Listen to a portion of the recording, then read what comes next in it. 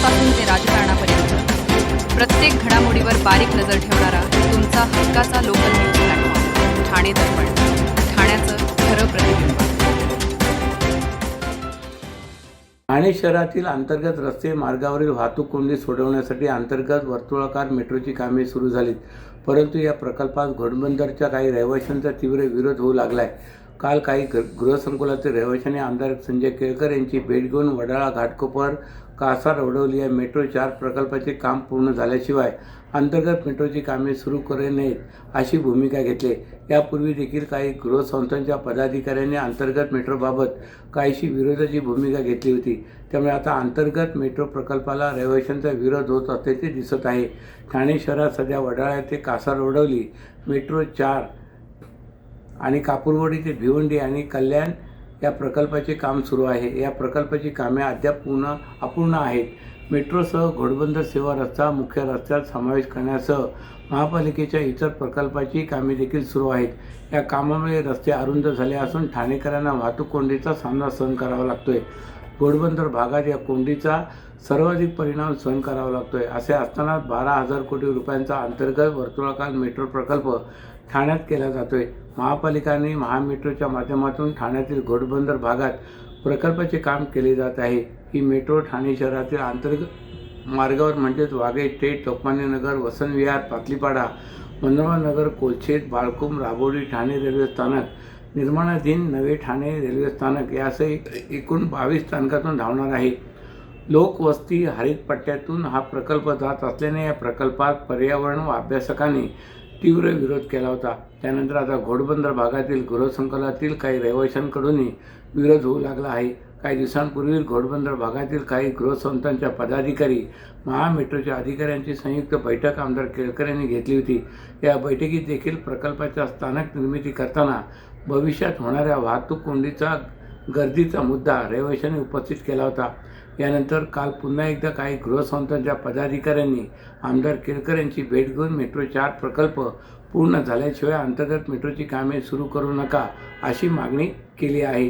तसेच अंतर्गत मेट्रो पांढरा हत्ती ठरण्याची भीती देखील रहिवाशांनी व्यक्त केली। ठाणे महापालिकेच्या सेवेत असताना नेहमी वादात असणारे ठाणे महापालिकेचे निवृत्त सहाय्यक आयुक्त महेश आहेर यांना महापालिकेतील एका महिलेच्या लैंगिक अत्याचार प्रकरणी अटक झाली। कोल्हापूर येथील एका लॉजमधून त्यांना अटक केल्यानंतर त्याचा ताबा ठाणे पोलिसांना देण्यात आला आहे। महेश आहेर यांच्या विरोधात महापालिकेच्या सेवेत असताना अनेक आरोप झाले होते। सहाय्यक आयुक्तपदी असताना त्यांच्या विरोधात ठाकरे गटाचे आमदार अनिल परब यांनी त्यांच्या शैक्षणिक पात्रतेविषयी आरोप केले होते। आमदार केळकर यांनी त्यांच्या अतिक्रमण विभागाच्या चौकशीची मागणी केली होती। आता आहेर लैंगिक अत्याचार प्रकरणात अडकल्याने पुन्हा एकदा प्रकरणे उजेडात येत आहेत। ठाणे महापालिकेत सहाय्यक आयुक्त पदावर असताना 2020 ते 23 या कालावधीत घोडबंदर येथील एका गृहसंकुलातील सदनिकेत शीतपेयामध्ये गुंगीकारक पदार्थ देऊन लैंगिक अत्याचार केल्याचा आरोप महापालिकेतील एका महिला कर्मचाऱ्यांनी केला आहे। तसेच या संदर्भाचे चित्रीकरण तयार करून ते समाज माध्यमावर टाकण्याची धमकीसुद्धा आहेर यांनी दिली। तसेच नौपाडा येथील एका सदनिकेतही तिच्यावर अत्याचार करण्याचा प्रयत्न झाल्याचे तक्रारीत म्हटलं आहे। या तक्रारीनंतर महेश आहेर यांच्या विरोधात कासारवडोली पोलीस ठाण्यात लैंगिक अत्याचार प्रकरणी गुन्हा दाखल झाला होता। गुन्हा दाखल झाल्यानंतर या प्रकरणाचा समांतर तपास ठाणे पोलिसांच्या गुन्हे अन्वेषण शाखेकडून सुरू होता, परंतु फरार झालेल्या महेश आहेर यांचा ठाणे पोलीस शोध घेऊ शकले नव्हते। कोल्हापूर पोलिसांकडून महेश आहेर विरोधात लॉजवरच ऑल आऊट मोहीम। महेश आहेर हा ठाणे सोडून कोल्हापूरमधील एका लॉजमध्ये राहत होता।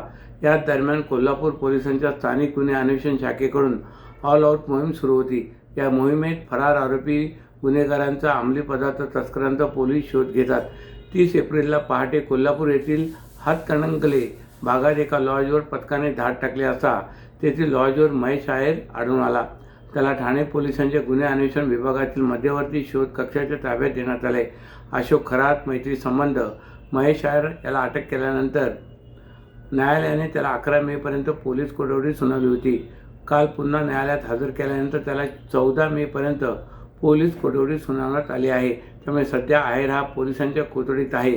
नाशिक येथील बंधू अशोक खरात यांच्याकडे ही पीडित महिलेला त्याने नेले होते। खरात हा ज्योतिषी असल्याचे आहेर यांनी पीडितेला सांगितले होते। खरात यांच्या कार्यालयात गेल्यानंतर खरातने बतावणी करत तिच्यावर लिंबू उतरविला, तसेच तिला मोतीखडा गळ्यात परिधान करण्यासाठी दिला होता. त्यामुळे अशोक खरात सोबत महेश आहेर संपर्कात कसा होता याचा देखील पोलीस तपास करत आहेत. दिवा परिसरातून निवडून आलेल्या शिंदे सेनेच्या 9 नगरसेवकांविरोधात निवडणूक प्रतिज्ञापत्रात कथित चुकीची आणि दिशाभूल करणारी माहिती दिल्याचा आरोप करत ठाणे न्यायालयात याचिका दाखल करण्यात आली. मालमत्ता, अनधिकृत बांधकामे आणि आर्थिक तपशील लपवल्याचा आरोप याचिकेत करण्यात आला असून या प्रकरणामुळे संबंधित नगरसेवकांचे पद धोक्यात येण्याची शक्यता व्यक्त होते. ठाणे महानगरपालिका सार्वत्रिक निवडणूक 2026मध्ये दिवा परिसरातून निवडून आलेल्या शिंदे गटाच्या काही नगरसेवकांविरोधात निवडणूक शपथपत्रात कथितरित्या चुकीची, अपूर्ण आणि दिशाभूल करणारी माहिती सादर केल्याप्रकरणी न्यायालयात इलेक्शन रिट पिटिशन दाखल करण्यात आल्याची माहिती ठाकरे गटाचे पदाधिकारी ॲडव्होकेट रोहिदास मुंडे यांनी दिले. संबंधित नगरसेवकांनी आपल्या निवडणूक प्रतिज्ञापत्रात मालमत्ता, बांधकामे, आर्थिक माहिती तसेच इतर आवश्यक बाबींची संपूर्ण माहिती जाहीर केली नसल्याचा आरोप याचिकेमध्ये करण्यात आला आहे. काही ठिकाणी अनधिकृत बांधकामे आणि मालमत्ता लपवल्याचाही मुद्दा न्यायालयासमोर मांडण्यात आला असल्याचे त्यांनी म्हटले आहे. मुंबई उच्च न्यायालय तसेच सर्वोच्च न्यायालयाच्या विविध निर्णयानुसार निवडणूक शपथपत्रात चुकीची अथवा अपूर्ण माहिती देणे हे गंभीर स्वरूपाचे प्रकरण मानले जाते. जनप्रतिनिधींनी मतदारांपासून तथ्य लपविल्यास संबंधित निवडणूक रद्द होण्यात लोकप्रतिनिधित्व कायदा 1951 मधील तरतुदीनुसार अपात्रतेची कारवाई होऊ शकते, असे ॲडव्होकेट रोहिदास मुंडे यांनी स्पष्ट केले. विशेषतः लोकप्रतिनिधित्व अधिनियमन 1951 मधील कलम 33 कलम 36 तसेच भारतीय न्यायव्यवस्थेने वेळोवेळी दिलेल्या आदेशानुसार उमेदवाराने सत्य व संपूर्ण माहिती देणे बंधनकारक आहे. खोटी माहिती सादर करणे किंवा तथ्य लपवणे हे मतदारांची दिशाभूल करणारे कृत्य मानले जाते, असेही त्यांनी म्हटले.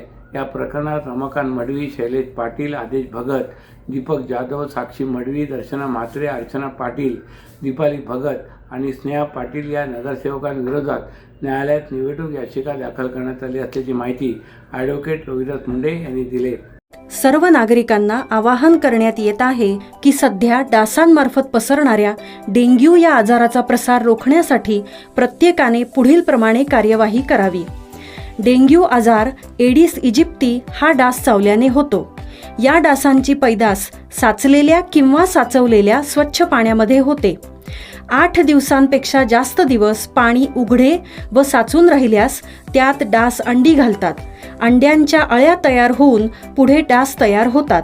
यासाठी आपल्या घरातील पाणीसाठे उदाहरणार्थ बॅरल्स, पिंपे, टाक्या, हौद, रांजणे इत्यादी दर आठवड्याला रिकामे करून घासून पुसून कोरडे करून पुन्हा भरावे. 1 दिवस कोरडा दिवस म्हणून पाळावा. पाणी साठ्यांना घट्ट झाकणे बसवावीत किंवा जुनी साडी, चादर, धोतर यांनी बांधून झाकून ठेवावीत, म्हणजे डास त्यात जाऊन अंडी घालणार नाहीत. घराच्या गच्चीवर, आजूबाजूला, अंगणात कोठेही पाणी साचू देऊ नये. भंगार सामान उघड्यावर टाकू नये. उदाहरणार्थ टायर्स, प्लास्टिक सामान, कुंड्या, टाकाऊ वस्तू इत्यादी. अशा सामानात पावसाचे पाणी साठून त्यात डेंग्यूच्या डासांची पैदास होते. घरातील कूलर्स, फ्रीजच्या पाठीमागील ट्रे हे देखील वेळोवेळी कोरडे करावेत. लक्षात ठेवा, नुसत्या फवारणीने डास घनता कमी होत नाही, तर त्यासाठी डास पैदास ठिकाणे नष्ट करणे ही आपल्या सर्वांची जबाबदारी आहे. कोणताही ताप अंगावर न काढता जवळच्या शासकीय रुग्णालयात मोफत औषधोपचार घ्या. अशा प्रकारे नागरिकांनी सहकार्य केल्यास डेंग्यूचा प्रसार रोखणे सहज शक्य आहे. नौपाडा परिसरात एका स्टॉलवर कारवाई करत तेथील अपंग महिलेची व्हीलचेअर जप्त करण्याची कारवाई केल्याचा आरोप करत या प्रकाराविरोधात शिवसेना ठाकरे गट पक्षाने काल सकाळी ठाणे महापालिका मुख्यालयासमोर व्हीलचेअर आंदोलन करून संताप व्यक्त केला आहे. तसेच गरिबांच्या हातगाड्यांवर हातोडा चालवणारे प्रशासन मोठ्या अनधिकृत बांधकामावर कारवाई करण्याचे धाडस दाखवणार का, असा प्रश्न उपस्थित करत पदाधिकाऱ्यांनी पालिका अधिकाऱ्यांना इशारा दिला आहे. ठाणे शहरातील नौपाडा भागात अतिक्रमण विभागाने नुकतीच कारवाई केली. यामध्ये एका अपंग महिलेच्या स्टॉलवर कारवाई करण्यात आली. पथक इतक्यावर थांबले नाही तर त्यांनी तिची व्हीलचेअर ही जप्त केली. माध्यमांनी हा प्रकार उघडकीस आणल्यानंतर प्रशासनाने ती व्हीलचेअर परत केली, असा आरोप करत शिवसेना ठाकरे गटाचे ठाणे जिल्हा प्रमुख केदार दिघे आणि महानगर प्रमुख महेश कदम यांच्या कार्यकर्त्यांनी ठाणे महापालिका मुख्यालयासमोर आंदोलन केले. महापालिकेच्या कारवाईविरोधात यावेळी घोषणाबाजी देत प्रशासनाच्या कारवाईवर आंदोलनकर्त्यांनी संताप व्यक्त केला.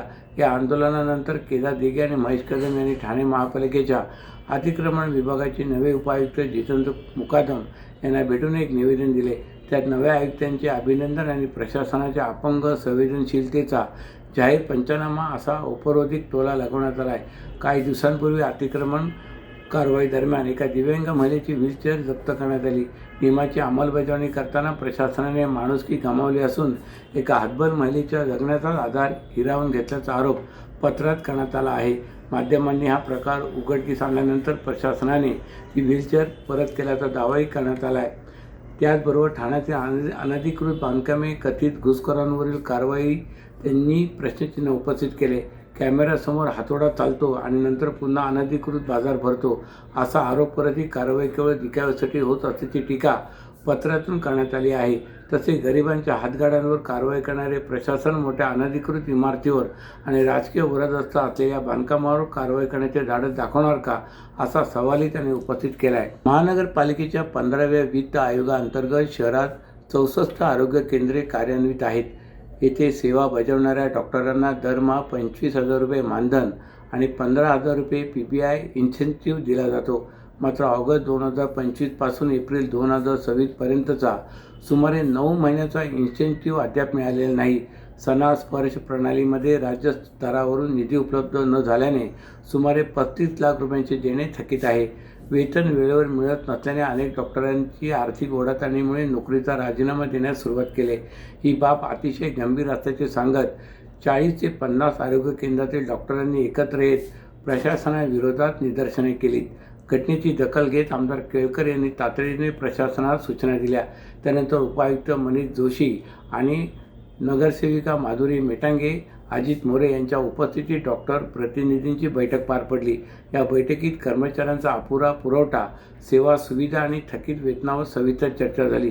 प्रशासनाने स्पष्ट केले की शासनाकडे निधीसाठी पाठपुरावा सुरू असून 14 मे 2026 पर्यंत हा निधी प्राप्त होईल.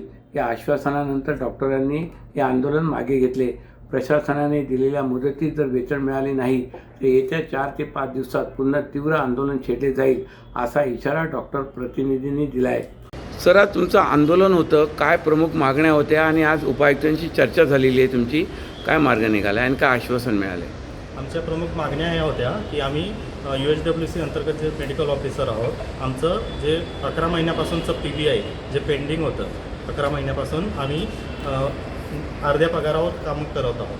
तर 11 महिन्यापासून जे आमचं PPI पेंडिंग आहे, दरमहा 15,000 रुपये प्रत्येक मेडिकल ऑफिसरचे, ते आम्हाला त्वरित मिळावे, ही आमची प्रमुख मागणी आहे. तर त्या मागणीसंदर्भात आम्ही आज DMC सरांसोबत आमची ही बैठक होती आणि त्या बैठकीमध्ये DMC सरांकडून आम्हाला चांगला प्रतिसाद मिळालेला आहे. येत्या 14 तारखेपर्यंत त्या पेमेंटचं ते तरतूद करणार असं आम्हाला आश्वासन दिलं आहे आणि त्यामुळे आम्ही त्या 14 तारखेपर्यंत त्यांचं या बैठकीमध्ये मान राखून आम्ही तात्पुरत्या स्वरूपात आमचं आंदोलन मागे घेतो. साहेब, पण पगार पण तुमची उशिरा होतात, 3-3 महिने पगार मिळत नाही, त्याबद्दल काय चर्चा झाली का? हो, त्याच्या संदर्भातही चर्चा झाली आणि पगार सुरळीत करण्यासंदर्भात त्यांनी आम्हाला आश्वासन दिलं. एक महिला डॉक्टर तिथे कार्यरत असतात, त्यांची सुरक्षेचा प्रश्न पण उद्भवतो, त्याबाबत काय चर्चा केली का तुम्ही? हा, महिला डॉक्टरांचा जो आणि जे UHWC सेंटर्स आहेत हे पोर्टेबल कॅबिन असल्यामुळे ते आउटसाईडला आहे आणि त्यांनी